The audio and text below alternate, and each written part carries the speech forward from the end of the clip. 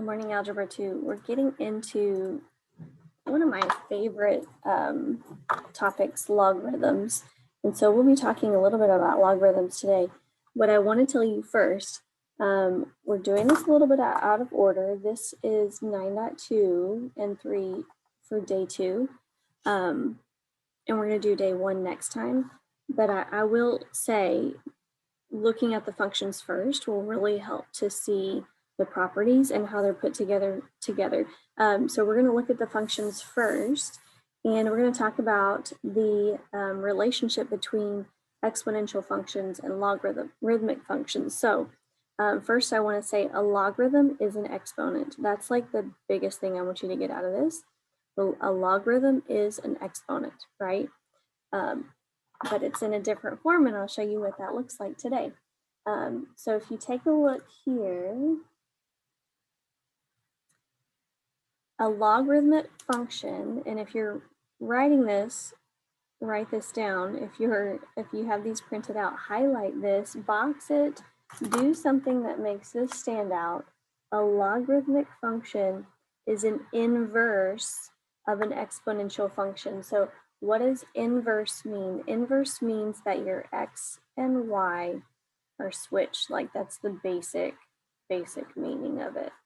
X and y are switched. I'm pretty sure you've learned inverses before. I hope so. Maybe last semester. If not, that's okay. We're going to go over it today. So we can reflect the graph. Inverse, x and y are switched. It also means it's a reflection over y equals x. So we're going to see what that looks like here. And you can already see the first graph that I have pulled up, but we're going to look at what that really means. So we can reflect the graph of an exponential function off of the y equals x line to find the graph of a logarithmic function. The x and y values will switch places as well as the domain and range. So those are just kind of things that I wrote up there. So looking here, graphs of exponential and logarithmic functions. An exponential function, see here, we've talked about those where this is an exponential increase, right? We talked about a and b, where the a value, as it gets larger, it stretches over the y axis, and then it shrinks once it gets smaller, and then it flips, once it's between 0 and 1. That's the exact inverse of a log function, okay? Where this y equals log a times of x is the inverse. It's reflected across this y equals x. So we're just going to kind of discover this. We're going to graph this first function here, and you can kind of see that I've already graphed it to the right on Desmos. So this is going to help us see, and I'm going to put the line here, y equals x, for you to see that it's an exact reflection of that line. So let's look at this. I'm going to put these in a table, that way we can see what they look like. So notice that we have a horizontal asymptote for our exponential function, where a horizontal asymptote is y equals 0. So I'm going to write that here, y equals 0. And just so you can notice that there's not a horizontal asymptote for our log function, this blue function here. It's a vertical asymptote. So your vertical asymptote for your log function is x equals 0. So just notice the similarities there. All right, so let's plot some of these points. Do I want to do those? I guess we will. Let's do -2 and 0.11. We'll do 0, 1, 1, 3. These have way better numbers than the other one, and 2, 9. So notice we have a bunch of undefined. So I need some good numbers here. Let's see what 3 is. All right, 3 is 1. How about 9? What if I do 9? Okay, so those are some pretty good numbers. Let's go ahead and plot this. So I have 1, 0, 1, 0. Okay. And then 2, 0.63, and 3, 1, and 9, 2. Let's plot these on our graph here. So I have -2 and 0.11, which is like right there. 0, 1, 1, 3, and 2, 9, all the way up here. So there's my exponential function. Remember, my horizontal asymptote is at 0. So there that goes. So it cannot cross that y = 0 line.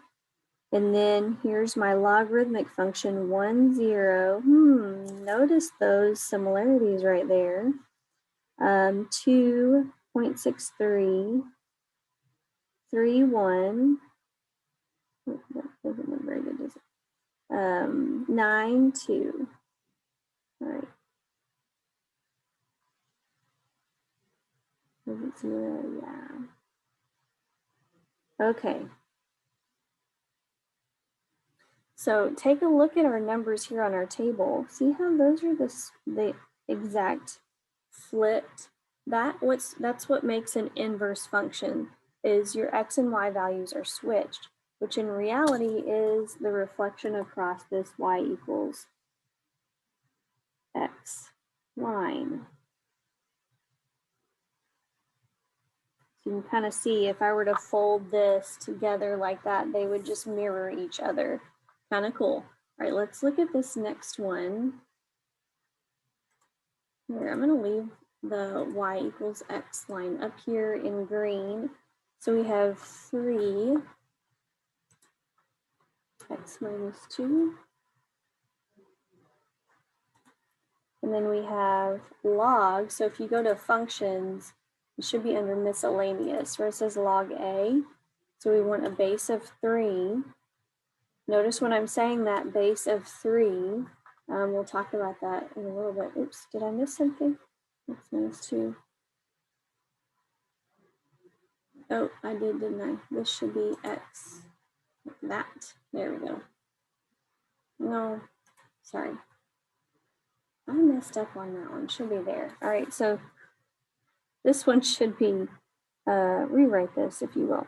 Log base 3 of x plus 2. So that's on the outside. All right, so let's look at these in table form. These are a little bit different because they're a reflection, but they kind of look funky, right? So let's do that and that. Let's get some good numbers here. What about this one? What is this? 3? Let's get that number. What is that? We'll do that down here too. 3. Oops. 3.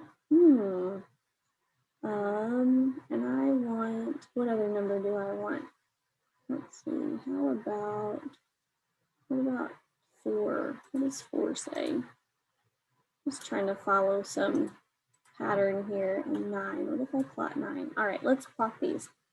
So let's see, I have 1, 0, should we do 0, -1 maybe? Let's do -1. Remember, when you're plotting a graph, you want to make sure that you get points that you can actually see the shape of the graph, right? But I also want to prove a point here of these reflection, and a good way to show that is actual numbers, right? So this one, if we do 1, 2, I want to do 2, yeah, I can do 2 and 2.6, and then 3, 3, and 9, 4. I'm going to get a different color out here so when we graph it, we can see a little bit better. All right, so my exponential function, -1.04, that's really close to the line. And then 2, 1, 3, 3, and 4, 9.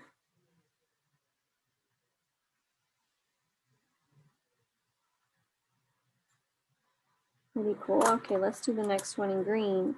1, 2, 2, 2.6, is that right?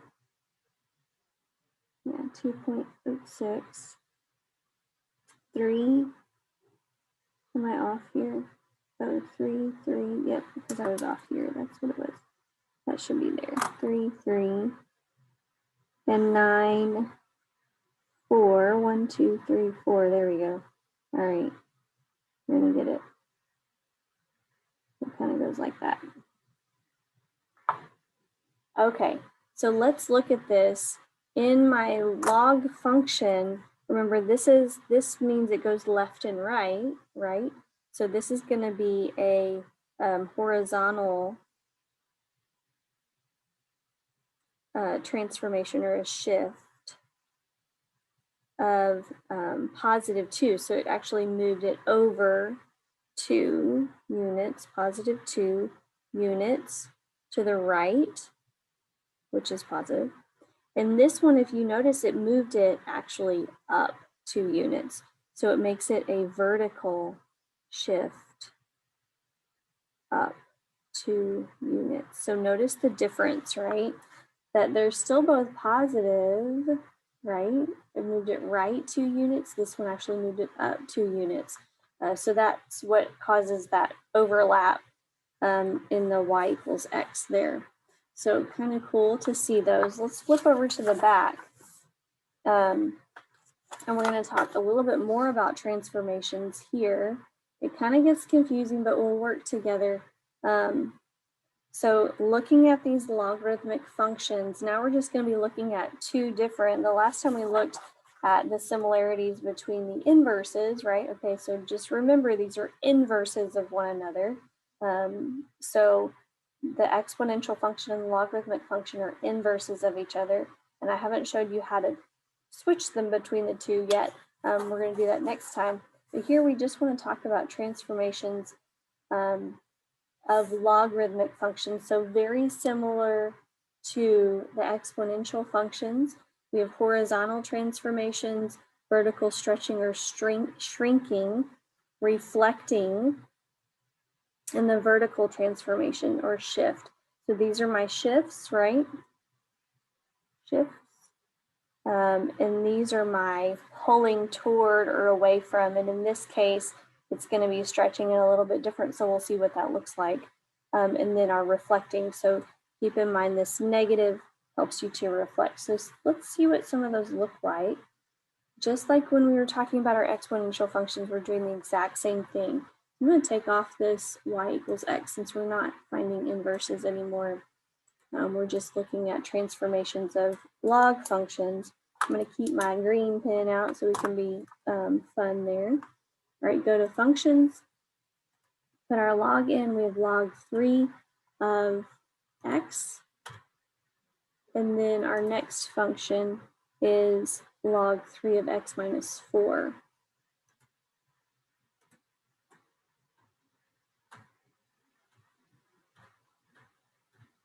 All right, so what changed here? We're going to see here what changed. Well, everything looks the same except this -4 in here, right? So let's see what that looks like. I'm moving from the purple, right, to the black. So you can see that it's actually moved right. So just like in the exponential functions inside the parentheses, it moves it opposite, right or left. This is the same thing here, where it's going to move it opposite, right or left. So we're going to say that it is a horizontal shift right 4 units, right? Nothing else changed, it just moved over. So let's see if we can get some points here.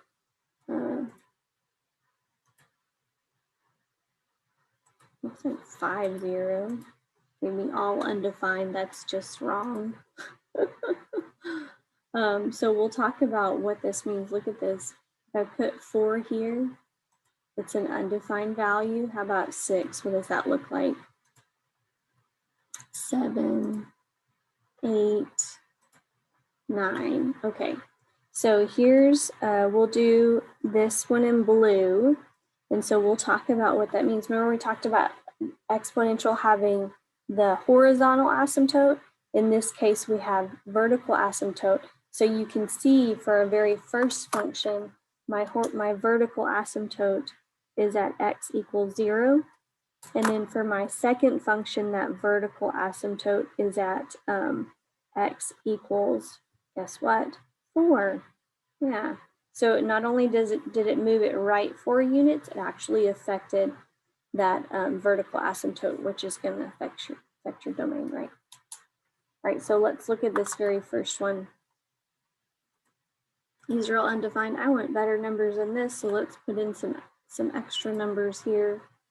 4, 5. All right, so I'm just going to plot these here. 1, 0, 2.63, 3, 1, 4, 1.26, 1, 2, 3, 4. There we go. All right, that darker line kind of threw me off. All right, so our vertical asymptote for this one, remember, is that y equals 0 line. I'll put my green vertical asymptote there. And here we go for our blue line. In this case, it's black on the screen. My vertical asymptote was at 4, right? So it's this dark line over here.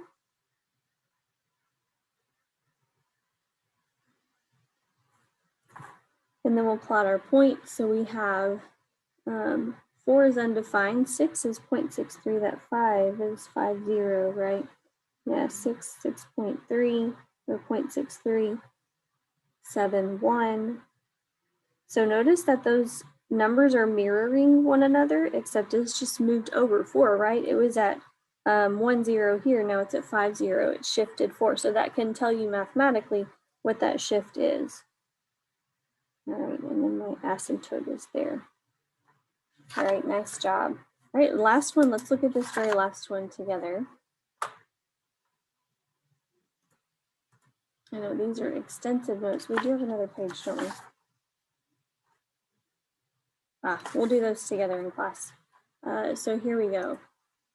Log base 4 of x. See what that looks like. All right. And then we have a negative 2. Let's see what this does. This will be interesting. Log base 4. And notice that this is outside the parentheses or outside the logarithm. So lots of things are happening here. We have this negative 2, right? So it changed from a 1 coefficient to a negative 2. So that means it reflected it, right? It reflected it over the x-axis.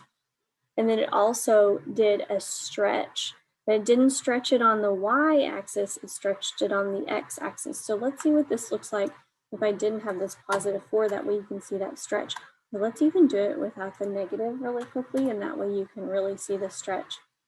Okay, so we're moving from this black, right, to this red. So you can see how it's moved away from the x. So it's still, oh yeah, I guess it still is a vertical stretch that's pulling it toward the y-axis and away from the x-axis. So let's see what happens when we put a negative in there. It reflects it, right? Reflects it across the x-axis. So we should probably write these down, right? So we have a vertical stretch. And we're moving from a 1 to a 2, so we can say, okay, 1x equals 2. What did I do? Well, I multiplied it by 2, right? So that x equals 2. Vertical stretch by a factor of 2. We also, that negative tells us, sorry, I can't see it. That negative also tells us that it reflected across x-axis. And then what happens when we add this 4 on the end? Let's see what happens there. It moved it up, right? Did you see that? Plus 4 moved it up 4 units.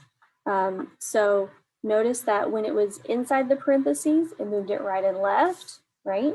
Moved it right and left. When it's outside the parentheses here, it moves it up and down. So we have a vertical shift up 4 units. All right, so I'm going to leave you guys to graph that. We are going to do the rest of these in class today together, and we're going to look at our activity for the day. It's going to be a little bit different because we're going to be looking at those exponential inverses in the logarithm. So it'll be kind of fun. It'll be different, I promise. So I will see you in class soon.